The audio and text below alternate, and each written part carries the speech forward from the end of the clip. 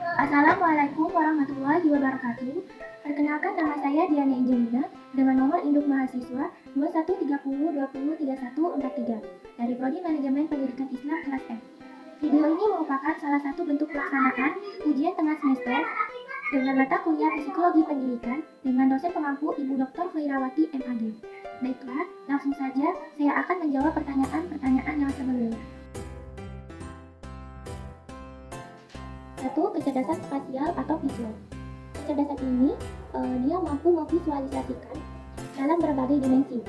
Contohnya dia terampil dalam peta, melukis, dan menggambar. 2. Kecerdasan kinestetik. Kecerdasan kinestetik ini dia pandai dalam gerakan atau bahasa tubuh dalam kontrol fisik yang luar biasa. Contohnya dia pandai menari dan juga olahraga. Sedangkan kecerdasan linguistik, kecerdasan ini mengacu pada kemampuan menggunakan kata-kata yang baik saat menulis dan membaca. Contohnya mereka senang membaca, menulis, dan juga ikut serta dalam debat atau menghafal informasi. Yang keempat, kecerdasan interpersonal. Kecerdasan ini memiliki perasaan yang kuat dan peka dalam mengetahui keadaan emosi dan memiliki tujuan yang jelas terhadap diri mereka. Yang kelima, kecerdasan logis. Kecerdasan logis yaitu dia pandai menganalisis atau menalar masalah secara logis. 6. Kecerdasan musikal. Kecerdasan musikal mereka yang pandai terhadap ritme, nada, dan melodi, dan kecerdasan musikal. Mereka dapat mempelajari beberapa alat musik dan memiliki apresiasi yang kuat terhadap musik. 7. Kecerdasan interpersonal. Kecerdasan interpersonal dia pandai dan memahami dalam berinteraksi dengan orang lain. Mereka dapat mudah menilai emosi, suasana hati, perasaan, dan temperamen orang lain.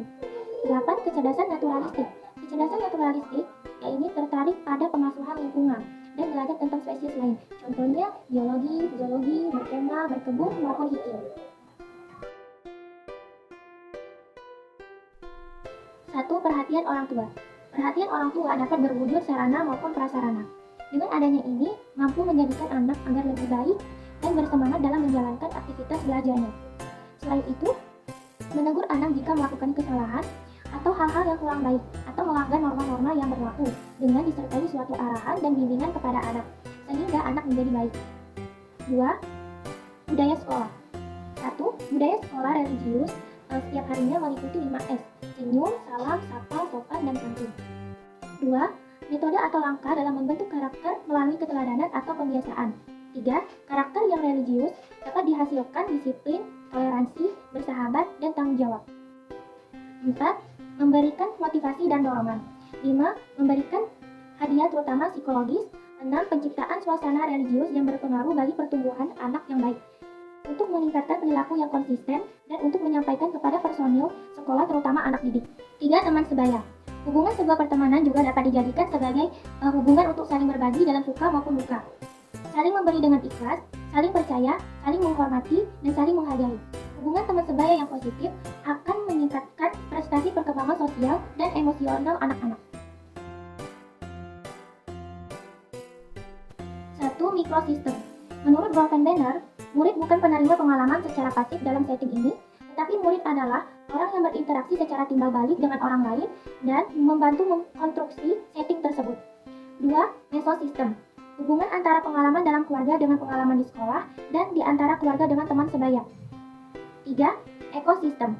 Terjadi ketika pengalaman di setting lain atau di mana murid berperan penting mempengaruhi pengalaman murid dan guru dalam konteks mereka sendiri. 4. Makrosistem. Makrosistem adalah kultur antara konteks yang luas di mana murid dan guru tinggal, termasuk nilai dan adat istiadat. 5. Kronosistem adalah kondisi sosiotoris dari perkembangan anak. Wolfenbanner masih saja memberi perhatian kepada kronosistem sebagai sistem lingkungan yang penting. Dia memperhatikan dua problem penting. Yang pertama, banyak anak di Amerika yang hidup dalam kemiskinan, terutama dalam keluarga single parent. Kedua, penurunan nilai-nilai. Teori perkembangan tentang hidup Erikson. Tahap 1, oral sensory atau bayi.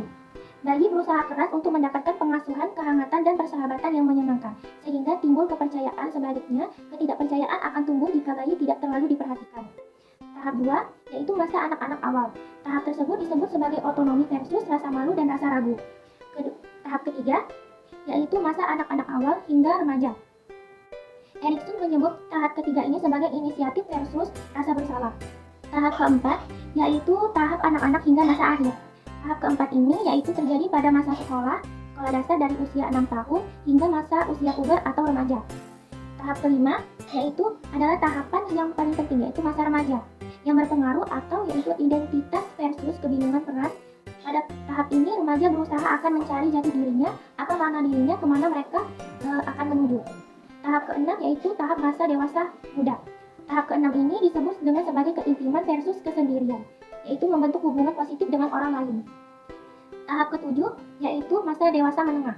Tahap ini di mana mentransmisikan sesuatu yang positif pada generasi selanjutnya. Tahap ke-8 yaitu tahap masa dewasa akhir. Pada tahap usia lanjut ini, mereka akan mengingat kembali masa lalu dan memiliki makna memikirkan apa-apa yang telah mereka lakukan. 1. Menurut Muhyiddin Syah. Muhyiddin Syah mengatakan bahwa psikologi adalah suatu bidang studi yang berhubungan dengan penerapan pengetahuan tentang perilaku manusia untuk usaha-usaha kependidikan. 2. Menurut Eliot. Menurut Eliot, psikologi pendidikan adalah penerapan teori-teori psikologi untuk mempelajari perkembangan belajar, motivasi, pengajaran, dan permasalahan yang muncul dalam dunia pendidikan. 3. Menurut Sumaidi Surya. Menurut Sumaidi Surya, psikologi pendidikan adalah suatu pengetahuan psikologi tentang anak didik dalam situasi pendidikan. 4. Menurut Wirenton, yaitu psikologi pendidikan adalah suatu studi sistematis yang proses-proses dan faktor-faktor yang berhubungan dengan pendidikan manusia. Kelima, menurut Barlow.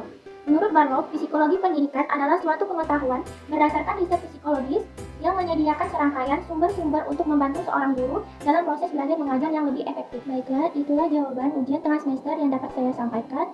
Mohon maaf jika ada salah kata maupun kekurangan. Saya akhiri, wassalamualaikum warahmatullahi wabarakatuh.